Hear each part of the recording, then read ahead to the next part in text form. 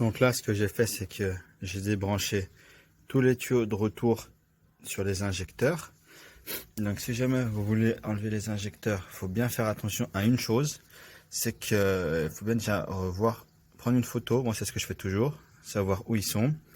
Et donc quand on part de la droite vers la gauche, là c'est le premier, là c'est le deuxième, là c'est le troisième et là c'est le quatrième. Souvent il y en a qui disent que le premier est du côté distribution, alors que non, c'est faux, parce que quand on passe à la valise, pour savoir comment, pour après les re-rentrer pour les changer, j'ai regardé et il me disait que le premier c'était celui-là.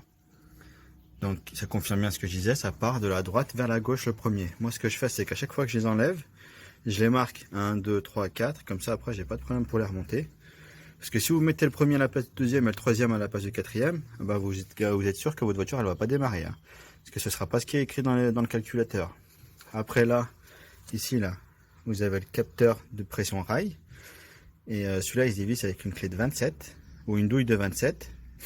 Et normalement il faut faire attention parce que là-dedans il y a à peu près plus de 400 bars qui passent de pression. Donc tout ça je vais les enlever parce que je vais le nettoyer aussi en même temps que je vais nettoyer le connecteur d'admission. Et puis là vous avez les retours. C'est assez simple parce que vous voyez là c'est clipsé comme ça. Là c'est clipsé et vous avez un petit truc qui tient ici. Donc vous l'enlevez et hop, ça vient tout seul. Faut faire attention de ne pas casser parce que c'est du plastique. Et c'est bien emboîté dedans. Parce que si jamais vous venez à le casser, bah, je peux vous garantir que vous n'avez plus qu'à aller en casse, en trouver en espérant qu'il y en ait sur les voitures. Parce que vu comment c'est fragile, ça, en même temps ça va casser. En même temps ça va casser là en deux, mais ça va pas casser qu'en deux. Ça fait que si vous tirez là, bah, ça va casser là. Et ça va rester là. Donc ça fait vous pourrez même pas mettre en caoutchouc. Ça va carrément couper en deux la durite. Et moi j'en ai fait les frais quand j'ai voulu récupérer sur une voiture des injecteurs. Bah j'ai tout pété. C'était super. Donc voilà. Donc maintenant je vais faire tout ça. Toujours mon petit bac pour mettre dedans mes éléments pour pas les perdre. Et là ce que vous avez en fait ils sont bridés. Bridés ça veut dire qu'ils sont vissés à la culasse. Donc là vous avez des vis Torx, si me semble bien c'est du Torx 30 je crois, on va vérifier. On va vérifier si c'est bien du 30. Non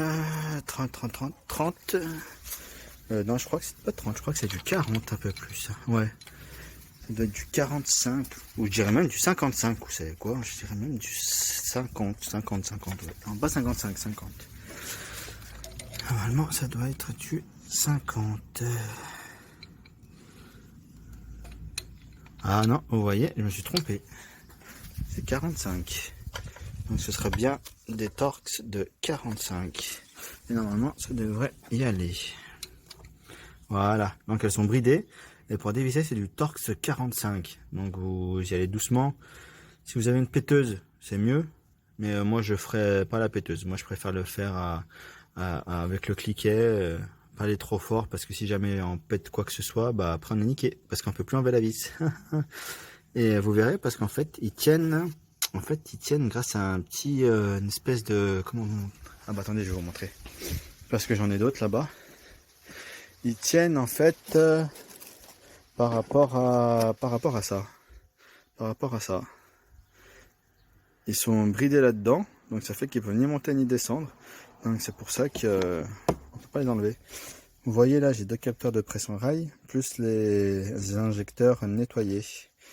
Donc il n'y aura plus qu'à essayer, voir si je le mets dessus, je les reprogramme, ou si je vais nettoyer cela. Parce que quand j'ai mis la valise, ça m'affichait défaut injecteur intermittent 2, 3, 1, 3, 4.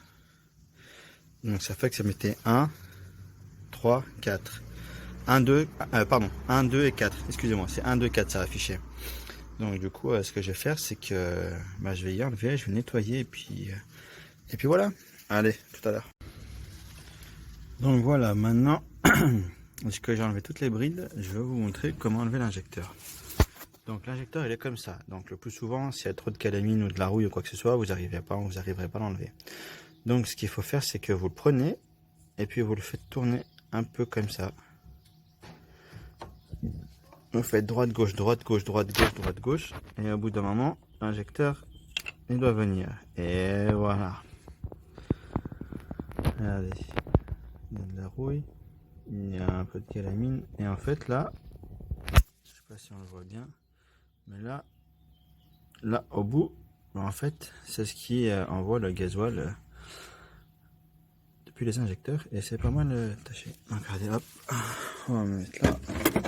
Après, on va faire pareil pour celui-là. Droite, gauche, droite, gauche, droite, gauche. Et après, normalement, il doit venir. Ah, ça va. Je pensais plus galérer que ça. Les enlever. Là, on peut voir qu'il y a le joint avec. Après, ce qui est bien, ce qui est conseillé, c'est de, quand vous enlevez les injecteurs, c'est de changer les joints. Ça coûte pas bien cher. Vous allez chez Renault ou sur internet, sur Amazon. Vous tapez joint, injecteur et vous prenez tout. Comme ça, vous partez sur quelque chose de neuf et vous n'avez pas de problème. Parce que si vous avez une fuite, vous allez vous dire putain, j'aurais dû changer les injecteurs, les joints d'injecteur. Donc là, pareil, droite, gauche. Hop. Voilà, faire attention qu'il n'y ait rien de tombe dedans. Voilà.